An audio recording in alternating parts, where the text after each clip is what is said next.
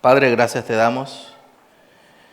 Gracias, Señor, por permitirnos alabarte, cantarte.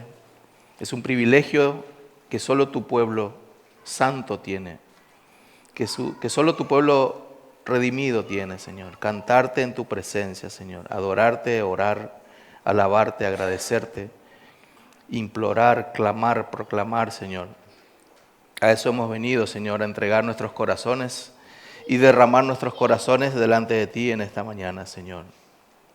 Yo te pido, Señor, te imploro que tú hables a tu pueblo, Señor. Que tú hables a los corazones, Señor. Necesitamos ese alimento, Señor, que nadie nos puede dar, solo tu palabra, Señor, que es viva y eficaz y más cortante que toda espada de dos filos, Señor. Aquieta nuestra alma, Señor, y que se deleite en tu palabra en esta mañana, Señor. Confróntanos, avívanos, consuélanos.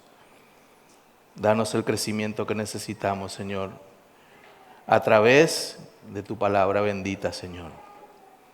Te damos gracias, Señor, que podamos contemplar a Cristo durante el recorrido de tu palabra, Señor. En el nombre de Jesús. Amén. Tiene el Salmo 14, ¿verdad? Luego de ver los grandes inventos en el siglo XX, el ser humano ha inventado y sigue inventando muchísimas cosas. Vemos la capacidad humana dada por Dios, esa inteligencia de hacer cosas, de innovar, de inventar, de crear. Y en aquel tiempo, en el siglo XX, iniciando los 1900, hubo miles de inventos patentados y se veía la capacidad extraordinaria del hombre de innovar y de crear. En 100 años se desarrolló todo lo que no se pudo desarrollar en 1900 años o más. Y al ver eso, el asistente de Albert Einstein se maravilló de eso, porque veía a su jefe también innovando, creando, realizando teorías. Pero luego pasó el tiempo y vieron también Einstein y su asistente cómo el hombre tiene una capacidad de destruirse a sí mismo, de destruir a la humanidad. En la Segunda Guerra Mundial, todo el mundo vio las fotos y los videos del Holocausto en los campos de concentración. Entonces el asistente de Albert Einstein se acercó corriendo a su querido profesor y le preguntó: profesor, ¿el ser humano es un ángel o un demonio? A lo que Albert Einstein se quedó, no sabía qué responder.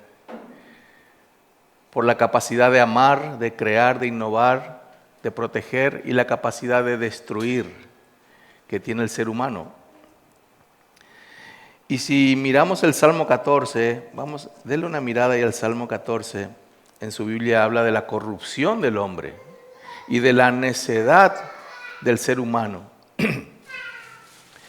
El Salmo 14 nos presenta una radiografía espiritual, una radiografía espiritual.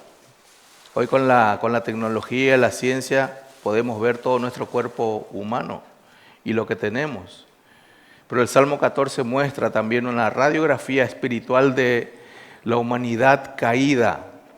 Aquí el rey David describe la corrupción del hombre, la necedad del impío, pero también la esperanza que hay en Cristo Jesús, que hay salvación en Dios por medio de Cristo Jesús. También este Salmo 14 es el primer paso del Evangelio. Con la ayuda del Señor vamos a aprender a evangelizar mejor. Nosotros tenemos que saber evangelizar también, dar a conocer a Cristo, y el Salmo 14 va a ayudar mucho también en la evangelización.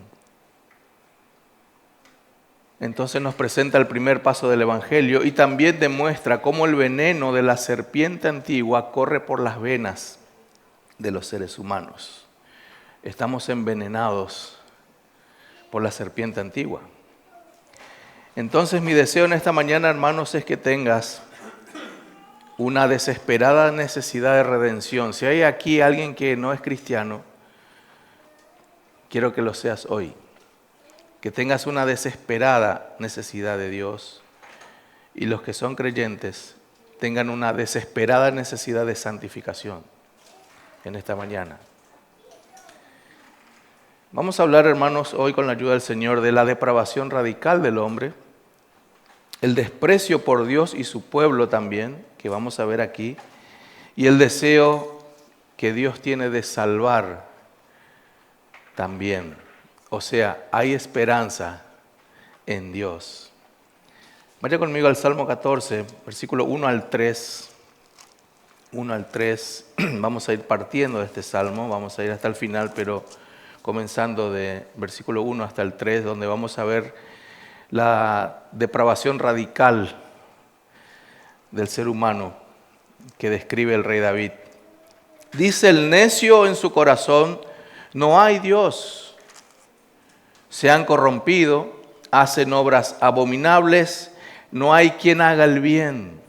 Jehová miró desde los cielos sobre los hijos de los hombres para ver si había algún entendido que buscara a Dios. Todos se desviaron, a una se han corrompido. No hay quien haga lo bueno, no hay ni siquiera uno. Fíjense el versículo 1, hermanos, cómo David declara la insensatez del ser humano. El ser humano es capaz de decir, no hay Dios. Lo dice el necio en su corazón.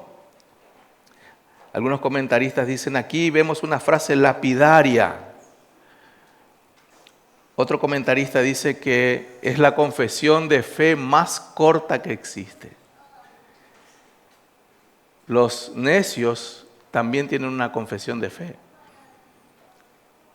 Nosotros también tenemos una confesión de fe. De hecho, hay muchas confesiones de fe. El famoso credo de la iglesia. ¿Qué es lo que creemos?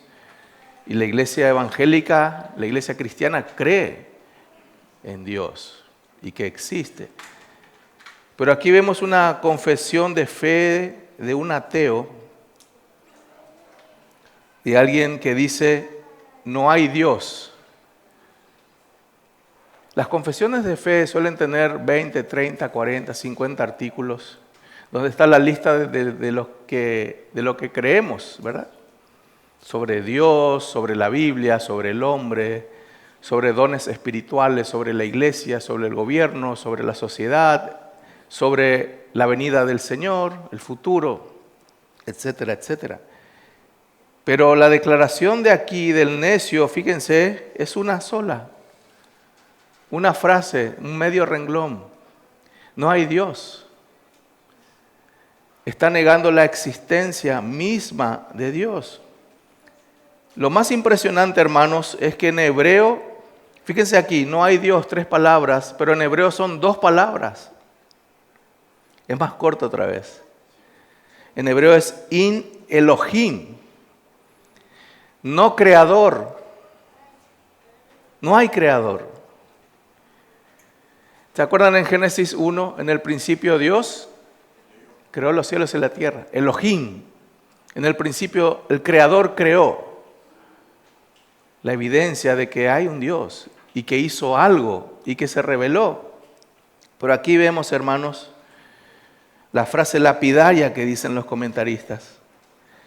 Negar la existencia misma de Dios y evidencia una depravación radical del ser humano. ¿Hasta dónde puede inventar cosas el ser humano? ¿Hasta dónde puede amar y proteger? Pero ¿hasta dónde puede hacer daño un ser humano? ¿Hasta dónde puede ser inmoral el ser humano? ¿Hasta dónde puede ser pedante y orgulloso de decir, no hay creador, no hay Dios?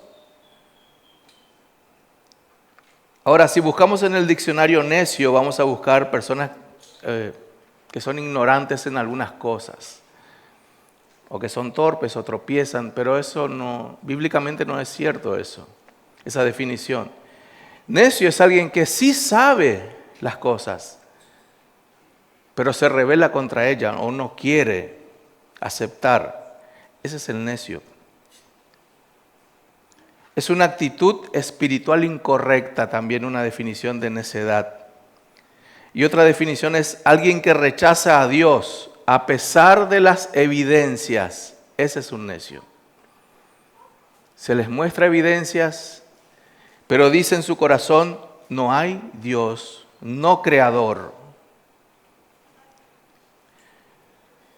Dios sí existe y se revela y se reveló de tres maneras, en dos categorías: la revelación general de Dios y la revelación especial de Dios. Eso lo vemos estudiando teología. La revelación general es por medio de la creación. Cuando vemos el cielo, vemos las montañas, los mares, los ríos, los animales, los vegetales. Alguien lo hizo. Es una evidencia de que hay un creador. Ningún ser humano pudo crear el firmamento o el cielo o alguna estrella siquiera. Lo que podemos hacer es investigarla, indagarla, viajar, ver, pero no las podemos crear. No podemos crear eso. De hecho, en la Biblia dice, los cielos cuentan la gloria de Dios y el firmamento anuncia la obra de sus manos. Es una revelación general. Y para revelarse un poquitito más Dios a las personas, a su creación, Dios colocó en el corazón de cada uno el bien y el mal en sus conciencias. O sea, todos saben lo que es malo y lo que es bueno, el que tiene lúcida su conciencia. La Biblia le llama corazón, la mente, en la conciencia. El apóstol Pablo, argumentando que todos son culpables de pecado, dijo que los gentiles también son, no solo los judíos, sino que también los gentiles son pecadores. ¿Por qué? Porque la ley de Dios fue escrita en sus corazones. Entonces, todos sabemos el bien y el mal. Y todos sabemos que hay un Dios. Y la revelación especial para su pueblo. Nosotros tenemos la revelación general y tenemos como iglesia del Señor un ingrediente más, la revelación especial de Dios. No solamente la creación o la conciencia, sino que el Espíritu Santo entra en tu vida. Se abren tus ojos. Tienes vida nueva y conoces a Dios por las Escrituras. Amén. Podés ver al Señor en las Escrituras, no solamente saliendo afuera, no solamente entendiendo el bien y el mal, sino que ves inclusive toda la historia de la redención. El Señor se revela en su palabra. En Colosenses 1:15 dice que Cristo es la imagen del Dios invisible. Jesús, caminando por Israel, dijo, el que me ha visto a mí, ha visto al Padre. También dijo, yo y el Padre somos uno. ¿Cuál fue la reacción del ser humano caído? Matarlo, apedrearlo, no aceptar. Entonces, hermanos, aquí en el versículo 1 tenemos algo muy importante. Vemos la depravación radical del ser humano. ¿Hasta qué punto está caído el ser humano? Tanto que dice, no hay creador, no hay Dios. Hermanos, es en vano luchar contra el ateo, el ateísmo. Algunos quieren poner igual al cristianismo con el ateísmo una lucha terrible y no es así, hermanos. El ateísmo puede ser un hazmerreír para la iglesia en realidad, porque el ateo es un necio. El ateo no necesita que se le demuestre que hay un Dios, el ateo necesita conversión. Necesita arrepentimiento. Él sabe en el fondo de su corazón que hay un ser. pero no lo va a aceptar jamás, a menos que el Señor le conceda arrepentimiento. A menos que el Señor tenga misericordia de esa vida. El ateo, hermanos, no es un ser especial. Es un necio, dice la Biblia. El ateo no tiene un problema de información. El cristiano no debe estar mostrando la información de que existe Dios todo el tiempo. No lo necesita. Él tiene un problema moral. Al ateo hay que decirle que se arrepienta, no darle informaciones sobre Dios. Porque así va a creer. Él está obligado a creer y a arrepentirse, así como nosotros lo hemos hecho. El ateo tiene un problema moral y un problema espiritual. El ateo no cree porque no quiere creer. No le conviene creer. Podemos decir entonces que no existen los ateos, existen los rebeldes a Dios. En Proverbios 14, 16 dice, el sabio teme al Señor y huye del mal, pero el necio es insolente y confiado. Proverbios 14, 16. Hermanos, fíjense que no solamente el incrédulo es necio de por sí. Fíjense el versículo 2. Se han corrompido, hacen obras abominables, no hay quien haga el bien. Ahí entramos todos, porque no hay quien haga el bien. Hermanos, a veces nosotros, como creyentes, tenemos actitudes como un ateo, como un necio. Sabemos lo que dice la palabra, pero no lo hacemos. Eso también es necedad. Eso también es necedad. El Señor nos enseña cómo edificar una casa sobre la roca, dice la Biblia, y no sobre la arena. Y cuando sabemos que hay que hacerlo sobre la roca y lo hacemos sobre la arena, entonces tenemos actitudes de un necio. O sea, entramos todos. Lo que está argumentando aquí el salmista es, en realidad, todos somos caídos. Cristianos y no cristianos. Lo que está diciendo, en realidad todos somos pecadores. Por eso es importante saber esta doctrina de la corrupción del hombre. Porque va a tener una buena consecuencia para la iglesia, que vamos a ver al final. Va a ser bueno admitir tus pecados. Va a ser bueno admitir que estás caído radicalmente y que necesitas un Salvador. Ahora, ¿qué significa aquí depravación radical? Fíjense el versículo 2 y 3. También el apóstol Pablo cita este versículo. Versículo 1 y 2. Se han corrompido, hacen obras abominables, no hay quien haga el bien. Jehová miró desde los cielos sobre los hijos de los hombres para ver si había algún entendido. El Señor mirando desde los cielos como una metáfora. Él conoce los corazones. Pero está mirando, está buscando. ¿Quién hace el bien? ¿Hay alguien? ¿Hay alguien? Sobre los hijos de los hombres, sobre toda la generación humana. Eso está diciendo. Fíjense el versículo 2. Para ver si hay algún entendido. Es un antónimo, es lo contrario a la necedad. Si hay alguien que entiende lo que yo hablo, digo y lo hace, que buscar a Dios. Versículo 3, fíjense, es como agregarle ahí, no lo hay, no lo hay. ¿Por qué? Versículo 3, todos se desviaron, a una se han corrompido, todos. Ahí viene otra teología también de la caída del hombre. La caída de Adán y Eva afectó a toda la humanidad, hermanos. Hubo un tiempo que se enseñaba que solo afectó a Adán y a Eva. Y que nosotros somos buenos por naturaleza. Solo Adán y Eva son culpables, nosotros somos buenos. Pero aquí la palabra encontramos que no, acá habla de todos. Todos, no encontré a nadie. De hecho, Dios siempre usó pecadores para sus propósitos. Nunca usó a alguien perfecto. ¿Se acuerdan de Noé?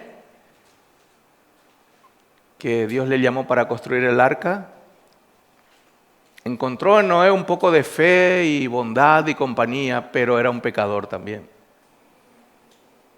Era un pecador también. Llamó a Abraham de Ur de los Caldeos, no porque se portaba bien o porque era santo. Abraham era un idólatra. Dios usa pecadores para sus propósitos. Después los convierte, cambia sus corazones, etcétera, etcétera. Al rey David. El rey David no merecía ni ser rey, ni escribir los salmos. Si vamos por el criterio humano, si vamos a juzgar a David, hay que sacar los libros de David. Pero como Dios no encuentra a nadie, usa pecadores para sus propósitos. Fíjense lo que dice el versículo 3. Todos se desviaron. Noé, Abraham, David, Salomón y todos, toda la humanidad. No hay quien haga lo bueno, no hay ni siquiera uno. Ahora, ¿qué es bueno? Hacer algo bueno para Dios es hacer algo sin pecado. Y ahí es donde estamos todos afuera. Es mostrar bondad, pero sin pecar. Y sin ser pecador. Entonces, vemos otra vez del versículo 1 al 3, confirmamos que el hombre tiene una depravación radical. Hermanos, se ha confundido mucho esta palabra depravación. Otros le llaman depravación total y ahí trajo un poco de confusión a algunas personas, creyendo que el hombre no es capaz ni siquiera de proteger a sus hijos, de amar a su vecino, de amar a sus hijos, de hacer actos de bondad. El hombre los hace. Por eso se le llama depravación total, porque todo su ser está salpicado por el pecado. Eso significa depravación total. Si el hombre no pudiera hacer ningún bien, ni siquiera proteger a sus hijos, o amar a su esposa, a su esposo, cuidar o hacer algún bien en la sociedad, le podríamos llamar depravación absoluta.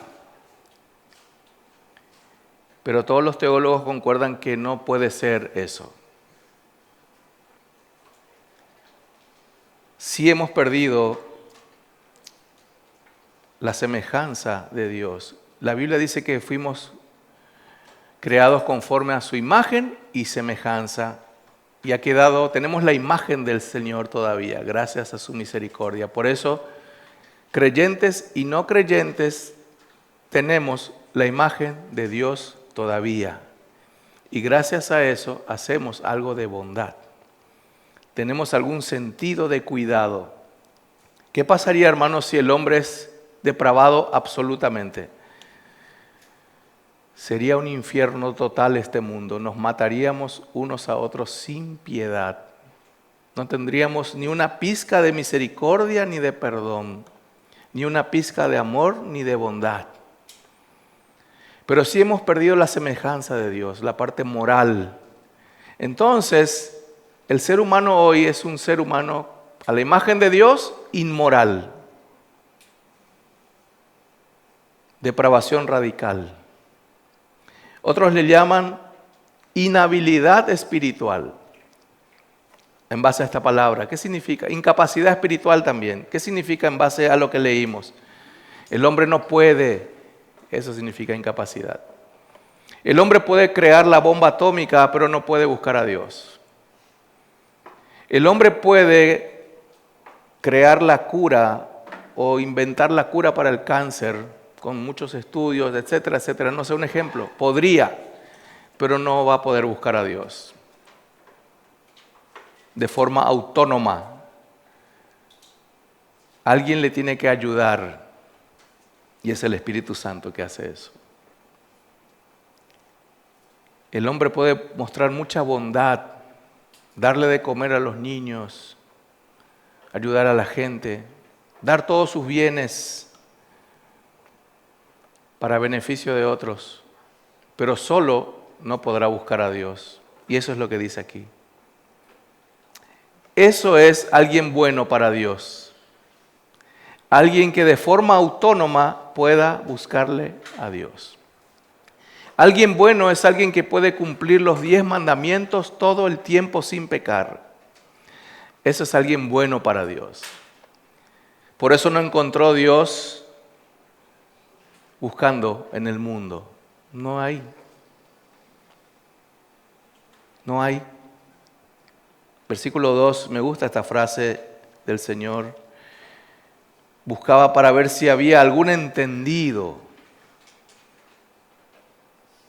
Hermanos, cuando nos creemos algo, tenemos que leer este versículo.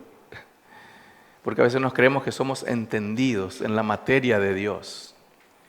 A veces nos creemos que somos súper espirituales, porque conocemos algo de la Biblia. Pero así como empieza el Salmo, dice el necio, no hay Dios, es contundente. También podemos decir, no hay nadie bueno. No hay nadie bueno. Eso se llama depravación radical del ser humano. Juan Calvino dijo, el corazón del hombre es un abismo de maldad. Y sin la gracia de Dios no tendrá límite para su corrupción. Eso es verdad. Hermanos, lo que está frenando la caída total de la humanidad, que nos vayamos todos al mazo prácticamente, y que el mundo sea como una selva de animales salvajes, es el Espíritu Santo. Es el Señor refrenando la capacidad de pecar del ser humano. Todos nosotros lo tenemos, hermanos.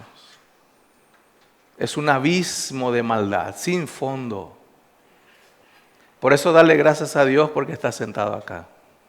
Porque te ha salvado, porque te ha frenado de tu capacidad de pecar.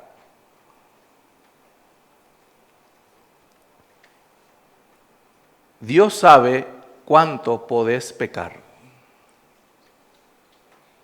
Dios sabe. No hay ni siquiera uno. La Biblia también dice que somos pecadores desde el nacimiento, desde la concepción, antes de venir inclusive.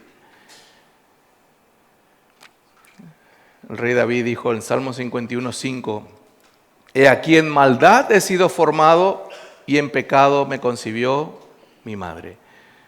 Cuando una madre concibe y está esperando a su bebé y es cristiana, conoce la palabra, sabe que hay un Dios, sabe que somos depravados radicalmente, ya tiene que orar por su hijo, tiene que orar por la salvación de su hijo, urgente, porque concibió un pecador. Y fíjense la imagen de Dios demostrada en un bebé, ¿verdad? Nace el bebé y no vemos que es pecador, no se ve. Si le decía a una mamá, mira el pecadorcito, se va a enojar la mamá. Toda mamá se enojaría. Diría mi bebé es un principito, ¿verdad? Es santito, mira qué tierno, mira cómo duerme. Sí, espera nomás que abra los ojos. Todos somos buenos cuando dormimos. La imagen de Dios en un bebé, sí, ternura, quiebra corazones de la familia, emociona a un bebé.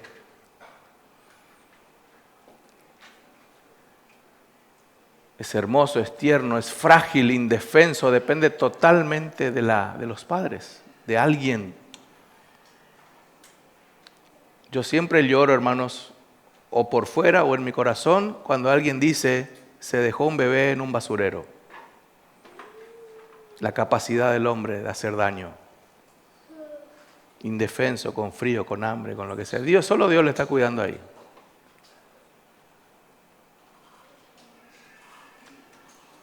Concebidos en pecado. Salmo 58:3. Se apartaron los impíos desde la matriz, dice también el salmista.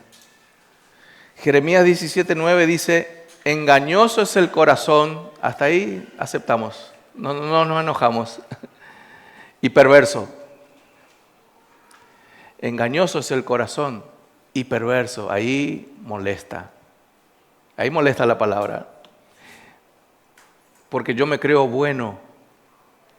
Cuando me comparo con otra persona, me creo bueno. Cuando me comparo con alguien que está en la cárcel por crímenes, yo soy más bueno que él. Pero Dios no mira así, hermanos. Dios dice, todos al infierno, todos. ¿La gente se va al infierno con antecedentes penales o sin antecedentes penales? Porque para Dios todos son pecadores.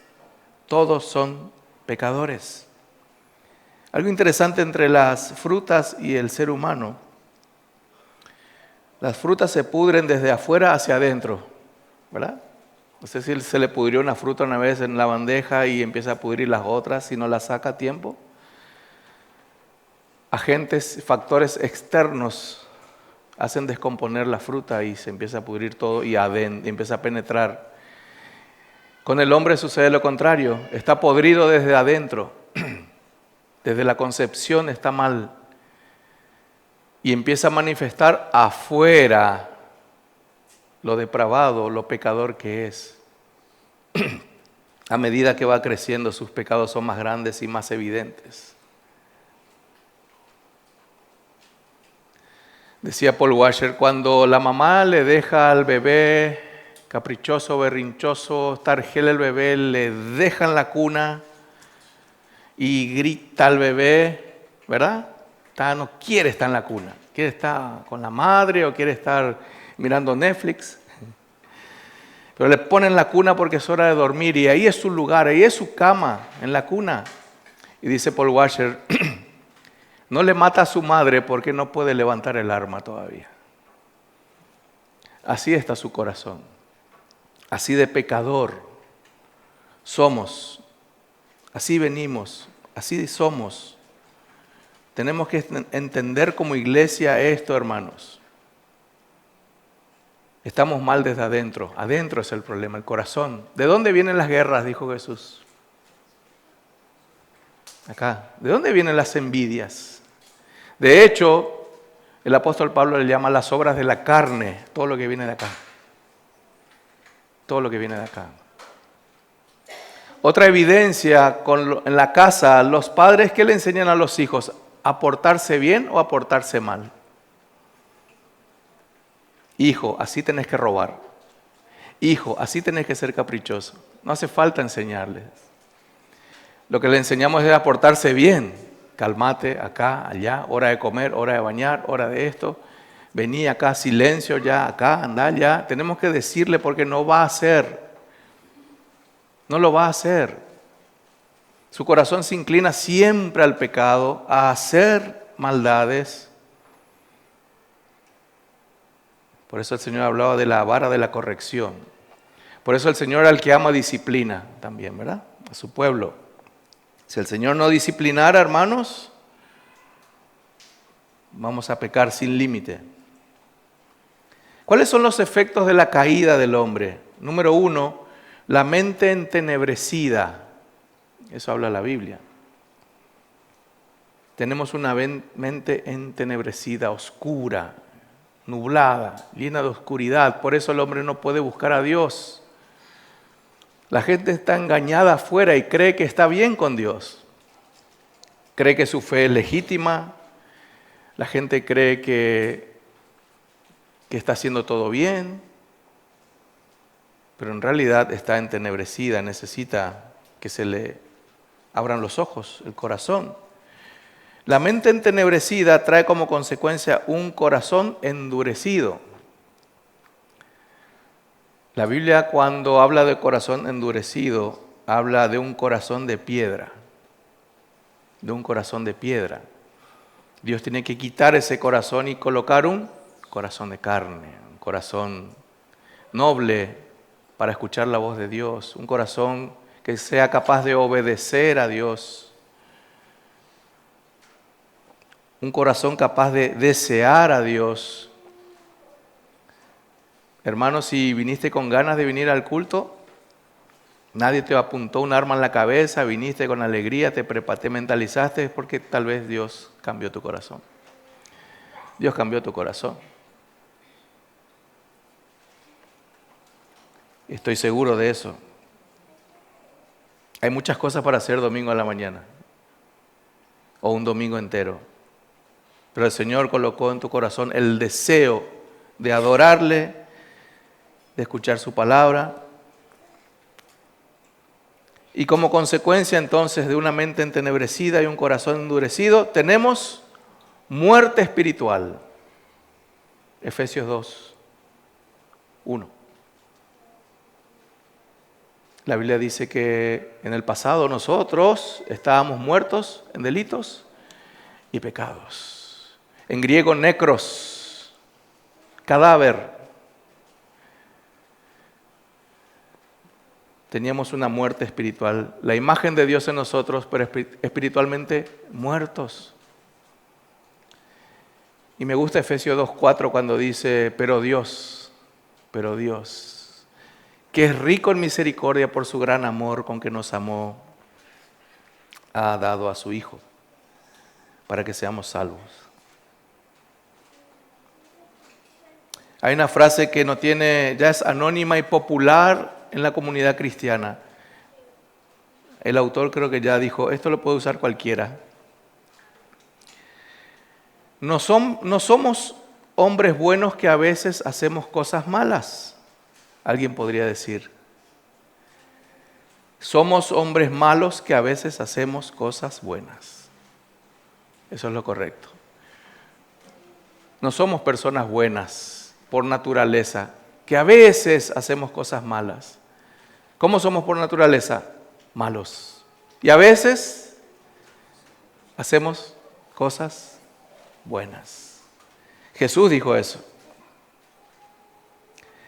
Si vosotros siendo malos, a los padres le hablaba. ¿Quién es papá acá? Si vosotros siendo malos saben dar buenas cosas a sus hijos, ¿cuánto más? Vuestro Padre Celestial les dará todo lo que os falta. Qué impresionante, hermanos, ese versículo. Siendo malos. Yo estando en la iglesia, yo decía que estoy en la iglesia y que soy cristiano porque soy bueno. Lo dije por años. Y mi familia toda es mala. Yo soy el bueno de la casa. Por eso Dios me vino a buscar. Por años defendí la bondad de mi corazón. Yo soy bueno. Merezco el cielo. Y era evangélico, hermanos.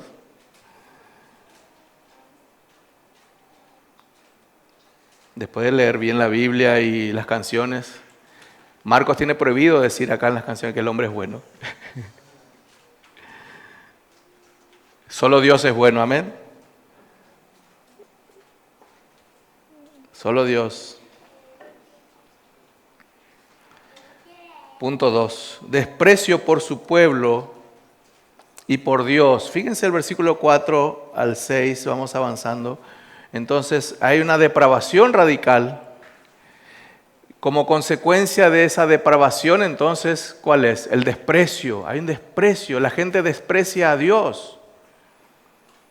La gente no te va a decir con su boca que desprecia a Dios. La gente no va a publicar en las redes sociales, buen día, yo desprecio a Dios. Porque va a ser, los comentarios van a venir con todo, ¿verdad? Capaz que hasta la policía le visite en la casa por escribir eso. Pero en sus corazones, sus actos, sus intenciones son malas. Desprecian a Dios con sus actos, con sus intenciones. Dice el versículo 4, ¿no tienen discernimiento todos los que hacen iniquidad, que devoran a mi pueblo como si comiesen pan y a Jehová no invocan? Ellos temblaron de espanto, porque Dios está con la generación de los justos. Del consejo del pobre se han burlado, pero Jehová es su esperanza. Aquí lo dice, hermanos. El creyente que quiere vivir como dice la palabra va a tener esta consecuencia de ser rechazado. Hermano, no se preocupe que eso es bueno para vos. Eso es bueno. Esa es la prueba de que sos creyente, hermanos. O una de las evidencias. ¿Querés agradar a Dios o a los hombres? No se puede a los dos. A veces cuando queremos agradar a los hombres, pero coincide con la palabra, entonces está todo bien. Pero cuando llega el punto que tenés que tomar una decisión, acá agrado a los hombres, hago lo que los hombres dicen o hago lo que Dios dice. Te queda dos caminos ahí. ¿Qué hacemos cuando llegamos a esa prueba? ¿Qué hacemos? En el colegio, facultad, trabajo, casa, familia. ¿Qué hacemos? Todos los cristianos pasaron por eso. ¿El César o Cristo? ¿El César o Cristo? ¿El Papa o la Biblia? Todos pasaron por eso. Todos seguimos pasando. El Señor nos da un mandato de hacer el bien a nuestros enemigos inclusive. Pero llega un punto en que yo no tengo que obedecer ni siquiera las leyes humanas. Puede llegar a un punto, hermanos. Oramos para que nunca pase aquí, ¿verdad? Que nuestro querido presidente diga, prohibido congregarse, juntarse los evangélicos. Es prohibido. Es cárcel, es látigo. No voy a obedecer eso. Vamos a reunirnos. Amén. El Señor manda reunirnos. Pase lo que pase, el Señor manda a su pueblo. Él es mayor que cualquier gobernante. No importa las consecuencias, hermanos. Todo eso que les hablé se llama persecución. Tribulación, persecución. En un país puede haber persecución física. En otro país hay tranquilidad, libertad de culto, pero hay persecución ideológica. Tenemos que estar preparados para las persecuciones ideológicas.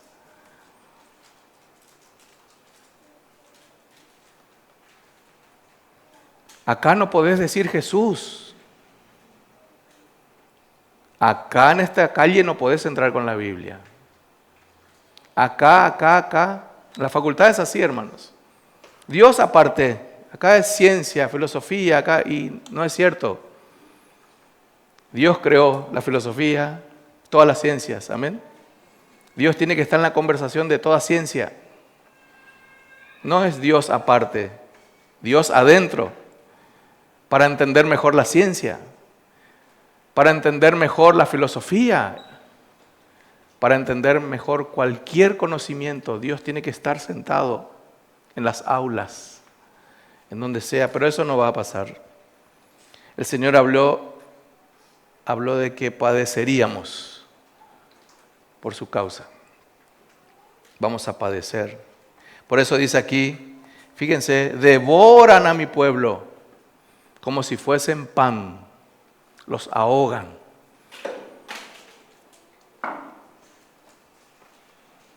Estuve hacia el sur del país, en Bellavista, y compartiendo con las familias allá. Me gustó mucho lo que hacen los jóvenes, principalmente los matrimonios jóvenes. Toditos prácticamente tienen como un culto familiar en sus casas. Les preparan a los chicos ya para enfrentar la escuela o la facultad. Porque los universitarios saben decir que Dios no existe, hermanos. Yo estuve en la facultad, todo el tiempo estoy en la facultad.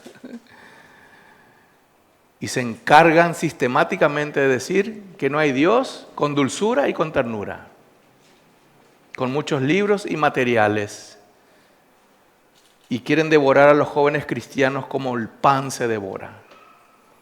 Y qué triste cuando un joven cristiano llega a la casa y dice, mamá, ¿sabes que Dios no existe? Me convencieron.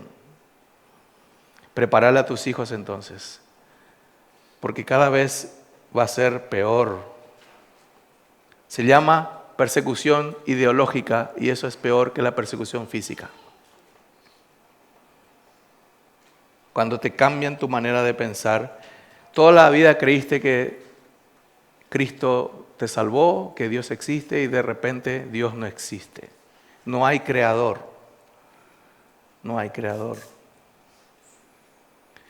Martín Lutero dijo, la persecución de los justos es la manifestación externa del odio del hombre caído hacia Dios. Miren lo que dice aquí, hermanos, cómo el salmista se lamenta. Él se lamenta por ese desprecio hacia el pueblo de Dios. Pero también el versículo 6 al final, fíjense, hermanos, hay un consuelo para tu vida en esta mañana. Pero Jehová es su esperanza. Amén, hermanos. El Señor es nuestra esperanza. La esperanza de la iglesia es el Señor siempre, el refugio. La iglesia tiene muchos nombres. Me gusta cuando se le dice refugio, un lugar de descanso. Aquí descansamos de las obras malas de los hombres. Tercer punto, versículo 7. Hay una depravación, hay un desprecio, pero viene lo mejor, hay un deseo. Dios no deja a la iglesia a su suerte. Hay un deseo. Fíjense el versículo 7, el deseo del salmista aquí, David. Oh, que de Sión saliera la salvación de Israel. Inspirado por el Espíritu Santo, David está hablando de Cristo aquí. Hay un anticipo. Ya en el Antiguo Testamento, fíjense, que de Sión saliera la salvación de Israel. Cuando Jehová hiciere volver a los cautivos de su pueblo, se gozará Jacob y se alegrará Israel. Tienes cumplimientos terrenales y tiene cumplimientos espirituales. Vemos el deseo de Dios de salvar.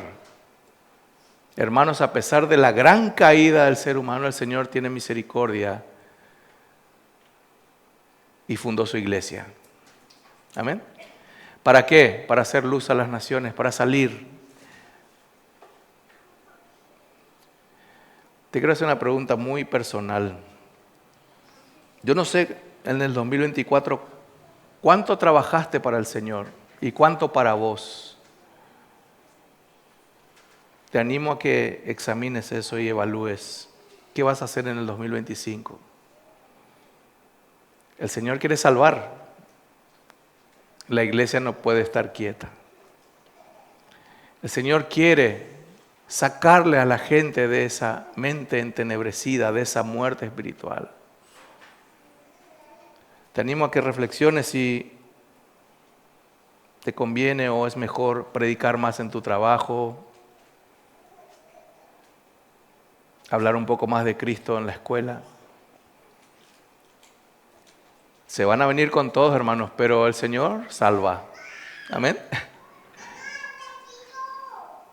Creo que todos aquí fuimos ateos alguna vez. No hay Dios. Ay, pero no me importa. Ay, pero no. Entonces, el Señor tuvo misericordia de tu vida. La iglesia debe tener misericordia de un mundo caído, porque Dios la tiene. Fíjense el versículo 7. Hay un deseo que venga de Sión el Salvador, que venga. Y vino. ¿Y qué hizo el Señor? Hizo volver a los cautivos de su pueblo. La ternura del Señor, la ternura del Padre. Se gozará Jacob y se alegrará Israel. Tomalo para vos. Esa palabra, se alegra Israel, se alegra su pueblo. Se alegra su pueblo.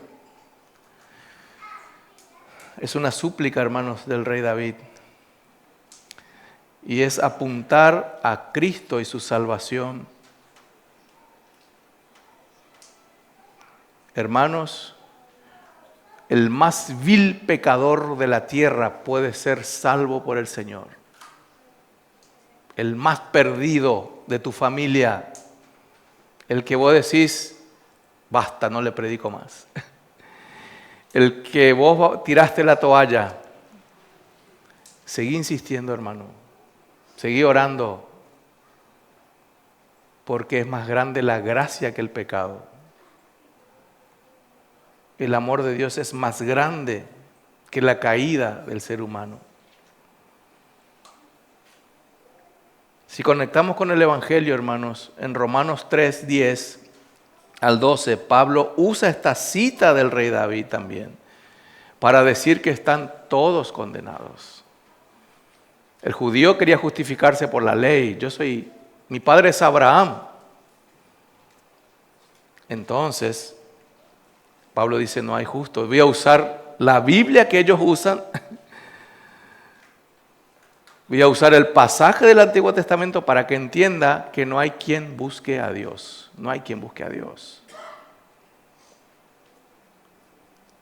Ahora, el Señor Jesucristo vino para rescatar a esas personas. Amén, hermanos. El Señor tiene poder para hacer eso. Segundo, el Señor experimentó desprecio también. La iglesia va a ser rechazada, despreciada, pero Cristo es el ejemplo de desprecio. Para más, Él es inocente. No pecó y no le hizo nada a nadie. Nunca ofendió a nadie, nunca le hizo mal a nadie, nunca dañó a nadie Jesús. Y le pagaron así, con maltrato hasta la cruz. Mateo 5, 10, 12 dice que somos bienaventurados cuando pasamos por eso. Y Juan 3, 16, pasaje famoso de Juan 3, 16, que de tal manera amó Dios al mundo que ha dado a su Hijo. ¿Se dan cuenta ahora que tiene sentido? De tal manera, tan caídos estamos, pero de tal manera amó que dio a su Hijo por terribles pecadores como nosotros. Él dio a su Hijo por terribles pecadores como nosotros.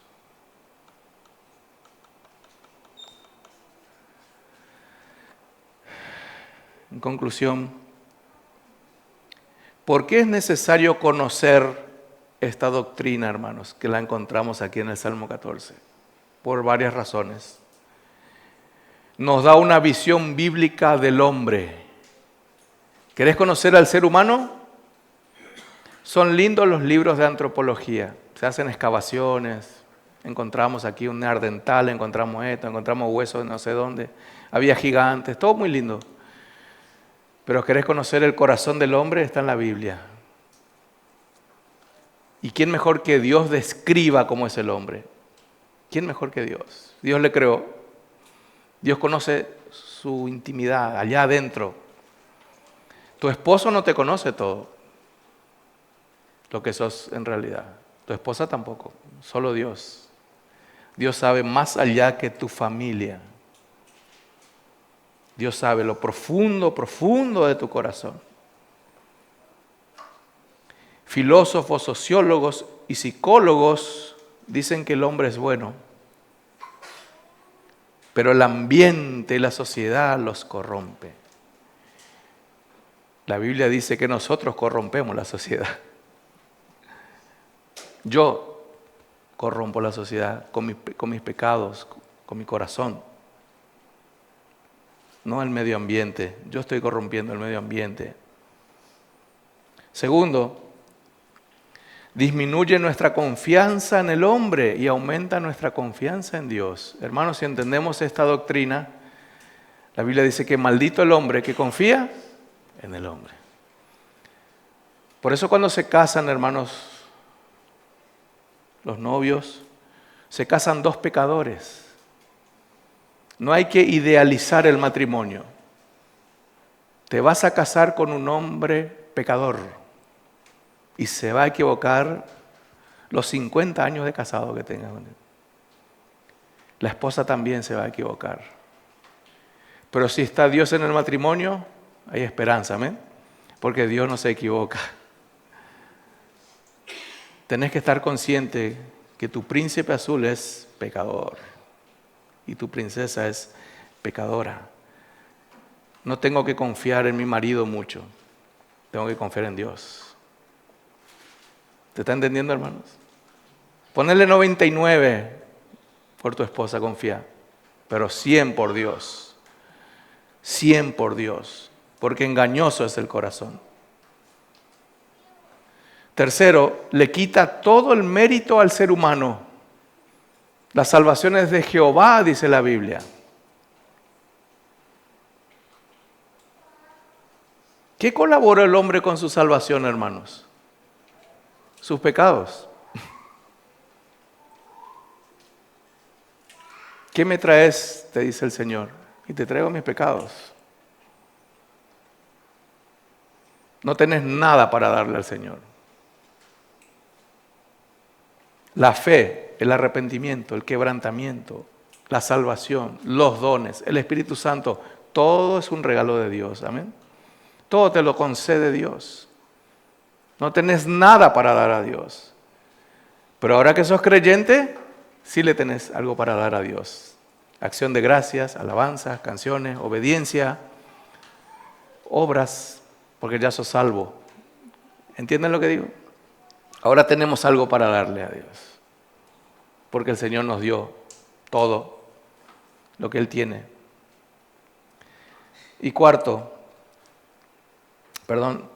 todo mérito al hombre. Dice en la palabra del Señor que toda buena dádiva y todo don perfecto viene del Padre de las luces. Todo lo bueno viene de Él, hermanos. Viene de Dios, no de tu corazón. De tu corazón no viene. Viene de Dios. Y cuarto, aumenta nuestra admiración. Cuando yo decía que yo era bueno, hermanos, no la adoraba de la misma manera a Dios como ahora.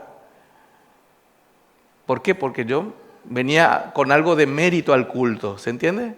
Soy bueno. Yo pongo 10, el Señor pone 90.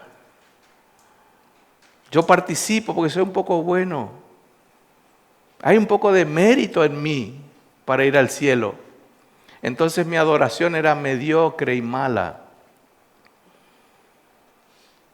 Pero cuando no tenés nada para dar a Dios y Dios te dio todo, ¿cómo va a ser tu alabanza a Dios, hermanos? ¿Cómo va a ser tu gracias? No te va a alcanzar los brazos. No te va a alcanzar el corazón. No te va a alcanzar la vida para agradecer a Dios. Vaya conmigo a Lucas y cerramos con esta historia. Lucas, un ejemplo, hermanos, de cómo Dios perdona a un pecador.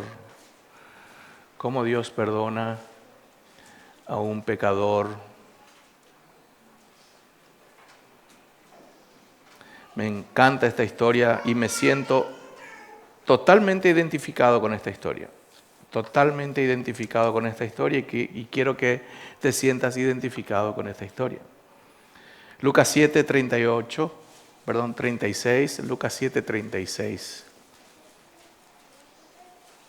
Había un fariseo llamado Simón que hizo un banquete en su casa y fue invitado a Jesús. Y estaban comiendo. Versículo 36. Uno de los fariseos rogó a Jesús que comiese con él. Y habiendo entrado en casa del fariseo, se sentó a la mesa. Entonces una mujer de la ciudad que era pecadora, al saber que Jesús estaba a la mesa en casa del fariseo, trajo un frasco de alabastro con perfume y estando detrás de él a sus pies, llorando, comenzó a regar con lágrimas sus pies y los enjugaba con sus cabellos y besaba sus pies y los ungía con el perfume. Cuando vio esto el fariseo que le había convidado, dijo para sí: si fuera profeta, conocería quién y qué clase de mujer es la que le toca, que es pecadora. Entonces respondiendo Jesús le dijo: Simón, una cosa tengo que decirte. Y él le dijo: di, maestro. Un acreedor tenía 2 deudores, el uno le debía 500 denarios y el otro 50. Y no teniendo ellos con qué pagar, perdonó a los 2. Di pues, ¿cuál de ellos le amará más? Respondiendo Simón dijo, pienso que aquel a quien perdonó más. Y él le dijo, rectamente has juzgado. Y vuelto a la mujer, dijo a Simón, ¿viste esta mujer? Entré en tu casa y no me diste agua para mis pies, pero ella ha regado mis pies con lágrimas y los ha enjugado con sus cabellos. No me diste beso, pero esta, desde que entré, no ha parado de besar mis pies. No ungiste mi cabeza con aceite, pero ella ha ungido con perfume mis pies. Por lo cual te digo que sus muchos pecados le son perdonados porque amó mucho. Mas aquel a quien se le perdona poco, poco ama. Y a ella le dijo, tus pecados te son perdonados. Y los que estaban juntamente sentados a la mesa comenzaron a decir entre sí, ¿quién es este que también perdona pecados? Pero él dijo a la mujer, tu fe te ha salvado, ve en paz. Hermano, ¿cuánto te ha perdonado Dios? ¿Mucho o poco? Te dejo con esa pregunta. Vamos a orar. Padre, te damos gracias, Señor. Gracias, bendito Señor. Gracias por mostrarnos, Señor, cuán pecador somos. Cuán grande fue la ofensa, Señor, hacia tu santidad gloriosa, Señor. Gracias te damos, Señor, por tu misericordia, Señor. Hoy puedo decir, hoy entiendo mejor que mi salvación es totalmente inmerecida, Señor. No merezco tu salvación, no la merezco, Señor. De hecho, no merezco nada de ti, Señor, nada. Si tú harías justicia sobre mí, me enviarías al infierno, Señor. Pero tuviste misericordia y derramaste tu gracia sobre mí. Por eso te damos gracias como iglesia, Señor. Aquí estamos sentados pecadores, pero tú nos limpiaste, tú nos perdonaste, Señor. Te queremos amar mucho porque nos perdonaste mucho, Señor. Queremos entender eso cada día, Señor. Y que nuestro amor por ti, por tu palabra, aumente, Señor, porque mis pecados fueron millones y millones, Señor. Y tú los perdonaste uno por uno y los enterraste en el fondo del mar. De hecho, no tienes ni siquiera memoria de mis pecados, Señor. Ya no tomas en cuenta, Señor, mi vida pasada, Señor. Tengo una vida nueva y te damos gracias por eso, porque tenemos vida nueva. Queremos amarte más, Señor, porque no sabemos cómo agradecerte y no se puede pagar eso. Es impagable lo que tú hiciste por nosotros, Señor. Lo que nos resta es vivir una vida de gratitud y obediencia. Ayúdanos, Señor, porque somos pecadores, pero somos pecadores redimidos. Y tú nos llamas santo ahora. Ni siquiera eso merecemos, Señor, pero tú nos llamas santo. Y solo los santos pueden compartir tu mesa, sentarse contigo, Señor, y estar frente a ti en tu presencia, Señor. Gracias te damos, Señor. Que seamos valientes en salir afuera y compartir esta buena noticia, Señor, que tú salvas a pecadores. Esta es la buena noticia del Evangelio, Señor. Que Cristo murió, que Cristo resucitó, que está sentado a la diestra de Dios y que hoy pueden venir todos los pecadores a su encuentro. Gracias te damos, Señor, en el nombre de Jesús. Amén.